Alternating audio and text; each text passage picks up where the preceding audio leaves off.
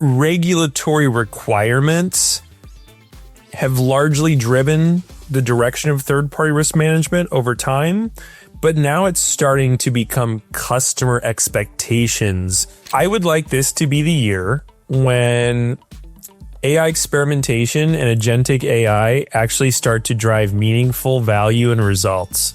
I think, like I said, we're on the cusp of a huge kind of industry-wide breakthrough. A very large tech company that everyone listening has heard of, has, been touched by their product in some way, like today. They have 4 to 6 people doing TPRM for an extremely large company. This is a multi-trillion-dollar company. It's agentic, and here's why I think that. I think that agentic AI not just has the potential, but will become the abstraction layer, if you will, between GRC platforms, TPRM teams and processes, and the people who interact with them, both internally and externally.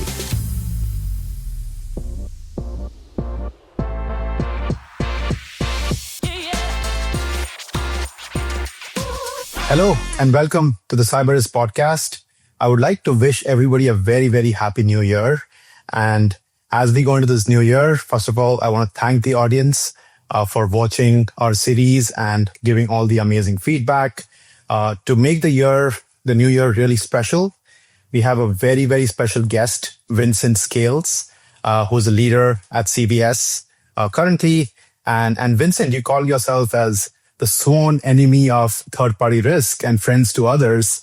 Would love to hear all about that. And Vincent, why don't you introduce yourself and we'll take it from there. Yeah, absolutely. Happy New Year, Saket. Thank you so much for inviting me to be on your podcast. I feel like I have a heavy weight on me being the very first guest of the new year, but here we go. I'm Vincent Scales, and as you noted, I'm a lead director at CVS Health here in our GRC practice, and I focus on third-party security risk management. So as you kind of quoted my LinkedIn headline, I've been a sworn enemy of third-party risks for about the last 10 years, and before that worked in other kind of risk management and governance roles. And friend to all others is I really enjoy kind of meeting new people like yourself and making new acquaintances and really kind of expanding the third-party risk management practitioner network as much as I can, which, a shameless plug, I do through the Third Party Risk Association, which you can visit at tpra.org. We are a very, I would say, practitioner-focused organization, and we are dedicated to really growing the the profession of third-party risk management through sharing information and making new connections. So yeah, that's a little bit about me.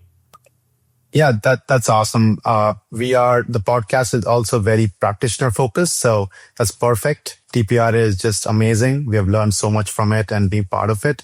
Quickly, to kick off 2026, why don't we start with the time horizon of where were we with TPRM when you started the whole TPRA concept?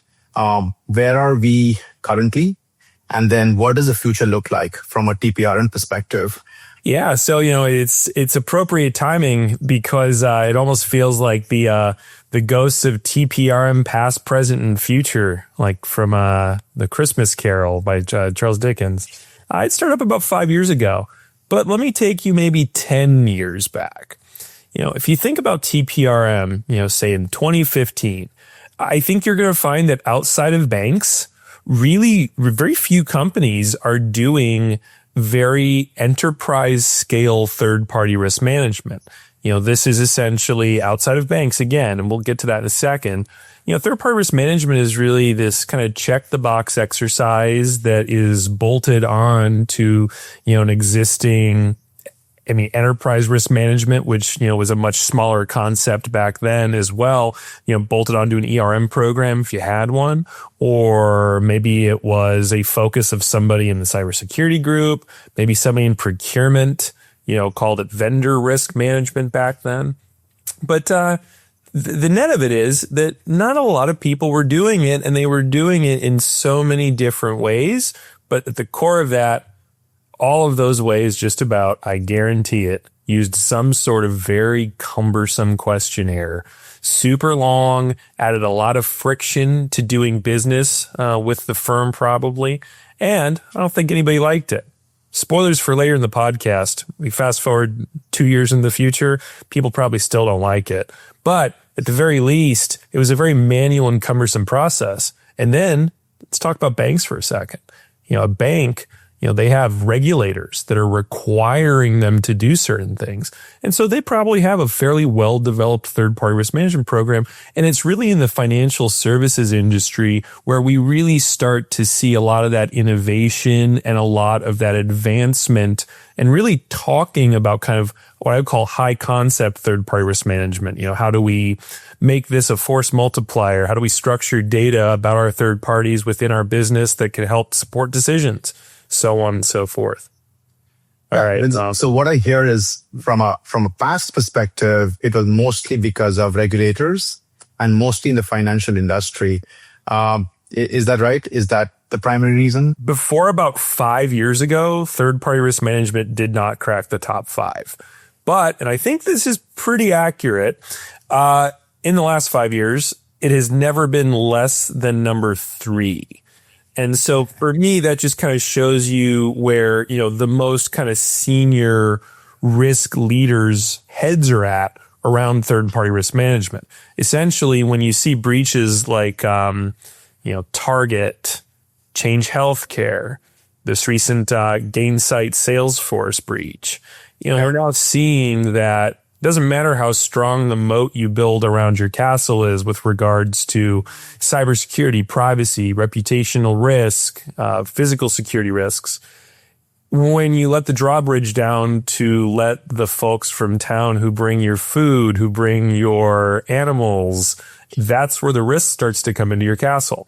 And as a result, third-party risk management has become just as important, frankly, as enterprise risk management, because we now realize that the threats come from externally more often than not now. Yeah. So in last 5 years, you're saying it's never lower than 3, which is true, right? But what is the current state? How would you summarize the current state of TPRM for our audience? Yeah. So I think right now, the third-party risk management industry and practitioner, and profession, I should say, finds itself at really an inflection point. There is an acknowledged importance in the minds of, C-suite executives as well as boards of directors who are now asking questions actively and understanding third-party risk, which is exciting. But, I'm not sure if it's a function of kind of macroeconomic conditions or just how it is, but budgets are, from when I talk to my peers, not really getting any larger. The problem, however, is getting much larger. And so I think that TPRM finds itself here in 2026 really on the cusp of really leaning into an agentic future. Because if you think about it right now, just like with most, back office processes, the amount of work that a function is able to accomplish for its firm is almost entirely limited on the amount of capacity it has with regards to people. It's not, the willingness of third parties to do the work. Obviously, that's an input, but it's ultimately at the end of the day, the people who are asking the questions, the people who are assessing assurance documents, reviewing evidence, and working with third parties to identify, track, analyze, mitigate risks. But despite that budget constraint, that's exactly what programs are being asked to do the world over. Do even more. It's not enough to just tier vendors and say, okay, I'm going to focus on my critical vendors and my high risk vendors. Boards of directors are now asking, what percentage of our total accounts payable population, that is to say, every single third party that we give any sort of money to, what percentage of that population are you tracking and managing? And so I think, Saket, we're going to be really asked to, think about agentic solutions. How do we use agentic AI as a force multiplier to tackle the lower complexity, higher volume type of tasks? The whole Target breach and SolarWinds and all that kind of opened the eyes of the world to see that, it's not just your controls, it's also the third party. And at that point, CISOs could get away with saying, hey, what can I do? Like, look, we have strong controls, but this third party, this happened, right? But now the boards don't care. Like, they don't care how you lost the data. You lost the data, whether you lost it through your own application or through a third party. Now, what do you think has really changed there? One is that, yes, third party is important, but 10 years ago, it was a regulation push. Now the present is, it's different. The whole landscape is different. But why do you think that's the case? So I would attribute it to, there's lots of reasons, but if we did pick just one, by and large, it's that the industry itself of third-party risk management as a service, as an offering, has matured and grown in proportion to the emergence of this risk category. When we were talking about kind of how are things 10 years ago, and I said, I don't know, there was so much fragmentation, but I can guarantee that there was a questionnaire at the heart of that approach. It's because I would wager that, 85% of third-party risk management operations 10 years ago were built out of a spreadsheet and powered by spreadsheets. And now I think that spreadsheets still exist, but I would say that in a TPRM program at the lower end of maturity, call it a 1 or a 2 on a 5-step scale, they're using a spreadsheet. However, you start to look at more established, kind of more advanced third-party risk management programs, and they're all using a platform of some sort. And many of these platforms either didn't exist or were extremely immature 10 years ago. And so back then it was a build or build type decision. Now it's really a buy or build decision. And with that rise of so many different buying options, I think what you're also seeing, you kind of mentioned the CISOs can't really bury their heads in the sand anymore and say, as a third party, what should I do about it? I think what you're seeing now is an expectation that the right tooling is in place to help secure third-party risk. So as an example, think about continuous monitoring of third parties, driving action within the business in response to external intelligence stimuli. These are things that are, quite frankly, table stakes now in third-party risk management, but were voodoo 10 years ago. Absolutely. So Vincent, it's 2026 now, and what do you think future looks like? And how would you want to, maybe I'll ask in a different way, how would you want 2026 to end, from where TPRM is today to where it should be, at least just from this year perspective? That's a tough one. So I would like this to be the year when AI experimentation and agentic AI actually start to drive meaningful value and results. I think, like I said, we're on the cusp of a huge kind of industry-wide breakthrough, as so many different industries are. I mean, you can't even turn on the news or really even the TV without seeing something about AI. And the reason that I would like this year to end with real impact there is because there are so many things that I think a good third-party risk management program owes its company that can be done so well with agentic AI. I mean, think about initial document collection, think about explaining a finding to a third party, think about explaining a proposed remediation to a third party, giving advice.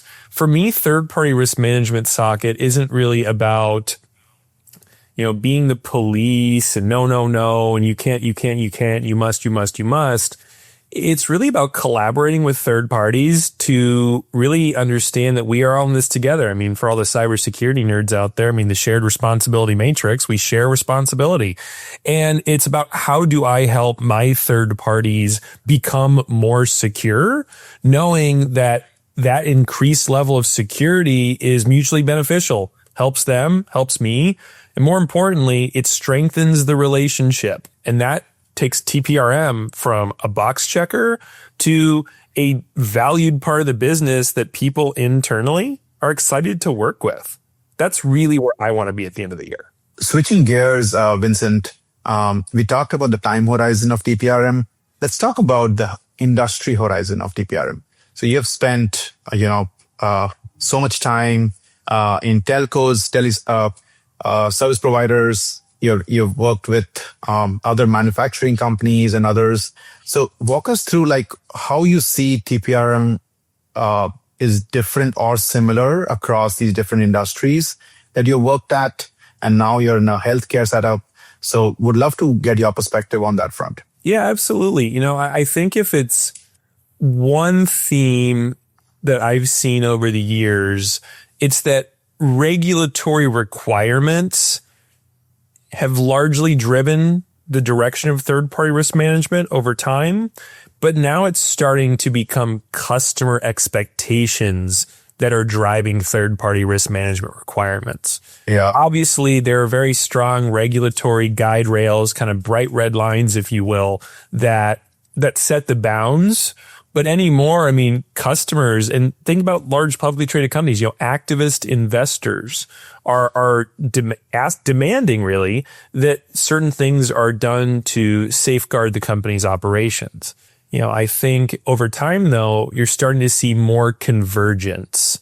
So how a healthcare company and how a bank and how a manufacturing or telco manage third-party risk 10 years ago, 12 years ago, probably fairly different, quite a bit of fragmentation.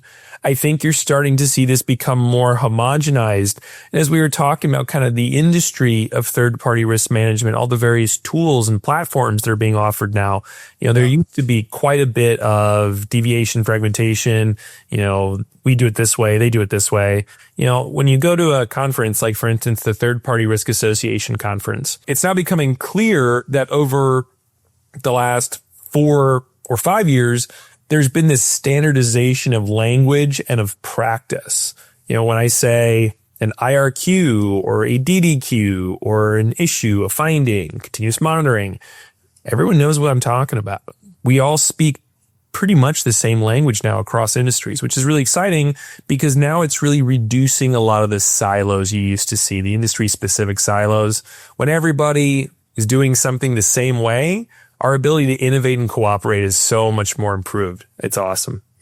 So for banking, you said, regulation is a big deal. I also see DORA and NIS2 more in Europe driving that. For service providers, for healthcare, would love to get your perspective on what's driving TPRM there. Yeah, I mean, it's really kind of just safeguarding customer and patient trust. The kind of rubric in the third-party risk management industry for reputational risk has always been, would you want to see this on the cover of the New York Times tomorrow? I would take it so much smaller. And I mean, this is probably why I enjoy my work so much. I wouldn't want to see this in the bottom of a trash can at the bottom of a landfill tomorrow. I don't want there to be any leaking of any sensitive data from the company that I support. I don't. And that's, to me, I think, a resonant mission for so many folks in healthcare. Our health data, our protected health information is amongst the most sensitive data that's out there. And as I mentioned earlier, when someone chooses to work, or I should say, when someone chooses to patronize, to seek care from my employer, or really any healthcare company, they're placing an amazing amount of trust in that company. And so I think for many of the TPRM folks I know, that drives so much of what we do. In staying in the industry horizon, how have you seen from a cultural differences perspective, or even the team size, something as simple as, the investment of leadership's time into third party, how have you, how big are these teams? How these teams different across different industries when you take from banking to technology company, telcos, any patterns you have seen there? Yeah, I think that there are a couple of different factors that really drive all of this culture. And I guess I would just maybe jump to the end first. I do think things are getting so much better across all industries as time goes on. And I think it really has to do with that rising profile, in senior leaders' minds. So, thinking about maybe banks 10 years ago, we were talking about, those leaders, the folks that, control the purse strings, as it were, and control investment. They understood the value, the necessity of third-party management. They didn't even call it third-party risk management, just third-party management. Lots of banks still call it just TPM. And, now kind of wind that out to other industries. 10 years ago, that same understanding at the senior leadership and board of director level might not have been there. And so now think about team size. That's a direct, I would say there's a direct linkage between obviously size of team and perceived importance by senior leadership. I don't think it actually has anything to do with the number of third parties. I think it's directly down to how important is TPRM seen by senior leadership and by board. And here's kind of the interesting thing. I am aware of companies, we were talking in kind of one of our pre-meetings about a very large tech company that everyone listening has heard of, has, been touched by their product in some way, like today. They have 4 to 6 people doing TPRM for an extremely large company. This is a multi-trillion-dollar company. Wow. I'm sure everyone knows what it is right now. That being said, they have a fairly recent function. I mean, this is not like, a 10, 12, 15-year-old thing. And they obviously understand the need to leverage technology everywhere possible. So I was talking about kind of the agentic future. I was recently at a conference for the GRC industry, and I was speaking to an audit manager who works in the GRC industry. And he was telling me that he has already expected to have AI agents listed on his org chart. Well, I think that's a little bit Black Mirror. It also underscores how much of a force multiplier agentic AI is with team sizes. And so some of these functions, which are fairly new, they haven't had to hire large amounts of people to reach the capacity they require. They're able to use intelligent workflows and automation to get there on their own, which is sort of an approach that I try to take too. And I love what you said. It's not about the number of third parties. It's about how critical is it to the board and the executive teams.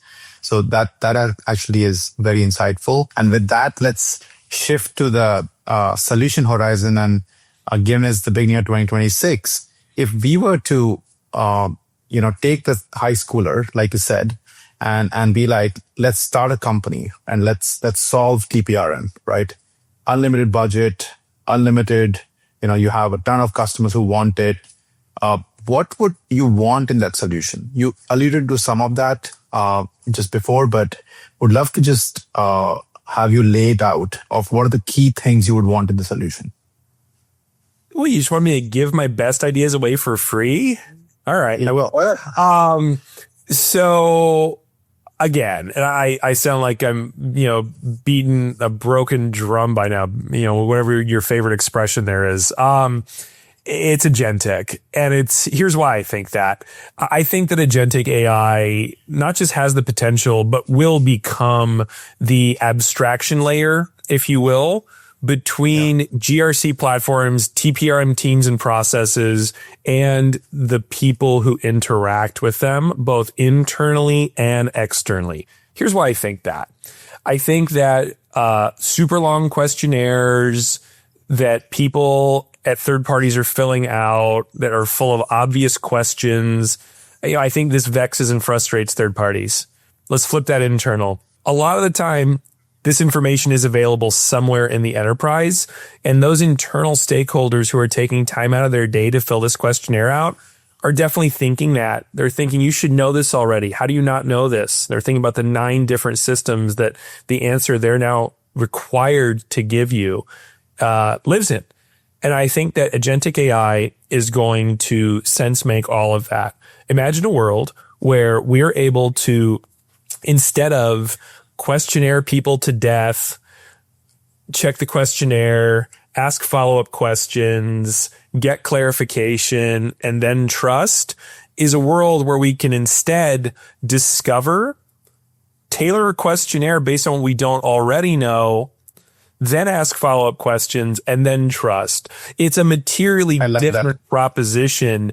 And that's really, for me, where I want a solution to take me. I want that facilitated. And so agentic AI can do all that. That's beautiful. Look, before it was always usually the business already decides that they want to work with a vendor. And at that point, they want the TPRM team to just be like, just bless it ASAP, right? It's more of a blocker, not a partner, right? And what you're saying is inherent risk questionnaire, a lot of it should be auto-filled. Even the questionnaire that is sent to the supplier should be auto-filled. That way you're respecting the human in front of you to be like, hey, I'm not going to start with 260 questions. I've already filled in some of them based on the data I could find about you. And any examples that you've seen, Vincent, on what kind of data can you actually find out both internally and externally about a vendor that'll guide the audience? Yeah, absolutely. I'll look at this two ways. Things that we can find out not only about the vendor externally, but things we can find out about the work that we may do with them internally. So think about it externally first, Saket. Sure. We have so much information available from, the Dun & Bradstreets of the world, the LexisNexuses of the world, just from the public deep and dark webs. Being able to effectively intake and make sense of that information unlocks so many different possibilities. Okay. Sure. So questionnaires, by and large, are, or should be, to facilitate control gap assessment. That's it. You ask questions to understand controls that exist in the third party's control environment. For the most part, are there exceptions? Sure. But at the end of the day, especially from a cybersecurity focus or a privacy focus, that's what you're looking to do. You're asking questions to ascertain the presence of controls of a certain strength. However, as we all know, we have the SOC 2, we have ISO certifications, there are other external assessments like high trust. All of these documents, all these assessment documents, I should say, can easily be ingested with some sort of third-party management platform. And the really good ones are able to now map your controls against different graphs in assessment documents. I'll just throw out High Trust as an example. High Trust actually as a service provides to their members the ability to take internal third-party risk management questionnaires and map them to the High Trust control standard. And now think about a platform you have, lots of these will do them. Lots of these will do this, I should say. You can just feed a document, an assurance document into the platform and say, show me which of my controls is not reflected. That is such a powerful use of technology that materially drives just tremendous improvement. And to your point about respecting the human, think about how I can now tailor my questionnaire outreach and the time I'm asking for from a third party. They're now going to say, oh, this is only the stuff that's not in our high trust or our ISO or our SOC 2 type 2 report. Okay, I understand why they need to know this. I understand why they need to see this policy. And then think internally. If I have enterprise knowledge, like an application database or a connections database, if I'm already doing business with a third party and I know they're already getting sensitive information at, some point through some engagement, if there's a new engagement, I actually don't really care what level of data that new engagement's going to use unless it's higher than what I'm already doing. So I'm able to say, okay, as a company, we're already giving them this type of data. Will you be giving them this type of data? And this allows me to minimize the frustration that internal business stakeholders experience when they're engaging new third parties. And, to kind of sum up my thought about why it's so important to focus on internal just as much as it is external, think about the pain. As you noted, Saket, the business knows what third party they're going to bring in. Yeah. But there's pain involved in that, in bringing a third party in, procurement, risk management. If we can reduce that, could we then maybe not increase the desire in the business to try new things? Because what if there was an extremely high risk vendor that the business wanted to use, but I could say, well, I also know about this vendor and they are much better controlled. And I think that we can get them onboarded in, 2 weeks. To me, that you're now changing business outcomes and changing business decisions from within TPRM and for the better. I mean, it's kind of a very idyllic utopian type of view, but I think a lot of programs are getting there and more will every day. Yeah, that's awesome. I've definitely heard that, Vincent, from a lot of people in the podcast that make it proactive and not reactive. That's a bigger shift. I know it's idealistic at this point, but like you said, I also see organizations doing it. Quickly, we'll jump into, we've been talking about a lot of ideas and thoughts here. I want to jump into rapid fire. I want to just ask you a bunch of questions and just quick, whatever comes to mind, it will work, right? So let's get started for the rapid fire. So I'll start with the background, the Vincent's background. So pineapple on pizza, yes or no? It depends on what the diner wants. I make a lot of pizzas at my house, Saket, and if you ask for pineapple on a pizza, I will probably do it for you. For me, I'm not ordering it on my pizza. Sure. One tool you cannot live without at work today. Ooh. I would have said OneNote in the past. I'm a huge note taker, but as you can see from my background, I might say Copilot now. I really like using GPT-5 for things, although I don't use it to write my emails. I am not a slop sender. Nice. Instant vendor disqualification. Lying. I've definitely had vendors that just outright misrepresent certain things. And, if I can tell your heart's in the wrong spot and you lie to me during an assessment, it's a no from me. Wow. Yeah. Your thoughts on ratings or outside in? Both. I think it's a hybrid. I think you're seeing solutions that are offering insights on real-time control monitoring. And I think that outside in perspective is limited. There are going to be things you can only know from going inside out. So I think that the most effective teams, if we were talking at the start of 27 and you asked me at the end of 2027 where you want to be, I would say I hope that we have easy and intelligent fusion of inside out and outside in viewpoints. That's awesome. What risk is most ignored in third party risk? Technology and product risk. I think that, we were talking about it earlier. It's about being vertical. I think a lot of programs are doing what they can to stay above water, just understanding entity level risk, to say nothing of really drilling into hardware bills of material, software bills of material, AI bills of material, all these different bombs, HB, S, AI, so. Sure. What's the biggest bottleneck in TPRM programs today? Responses from vendors. We're asking them complex stuff and we're expecting them to turn around tomorrow. It's going to take a normal company that hasn't filled this questionnaire out before, weeks to find the right people internally to truly do it justice. As I said earlier, lying, I hate it. And so most of them want to lie to you. They want to do it right. So questionnaires are by far the worst bottleneck. Sure. And your vision about automation and AI, what is the first thing you would automate in your program if you don't have any AI automation right now? Front door. So I would not have a person on the team initiate an assessment with like a manual outreach and here's what we need. I would say, hey, I heard that we're going to do business with you. Obviously, I'd be more formal than that. But here are the types of documents that we traditionally get from our third parties, which make this process be as simple as possible.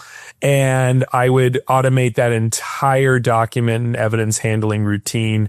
I would essentially want no human interaction unless absolutely necessary until it was time to review the abstracted results of document analysis, which, I mean, think about that. You're cutting like the first half of the TPRM assessment process straight off. Awesome.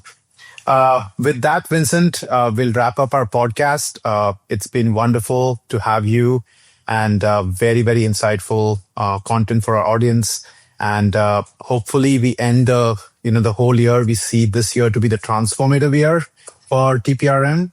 And I'll probably catch you, beginning of 2027 and be like, hey, this is what you said in 2026. And you want to recap that, right? How the year went. So thanks a lot, Vincent, for your time. Very, very valuable. Thank you so much. With that, guys, thank you so much for watching this, and we'll see you in the next episode. Thank you. Bye-bye.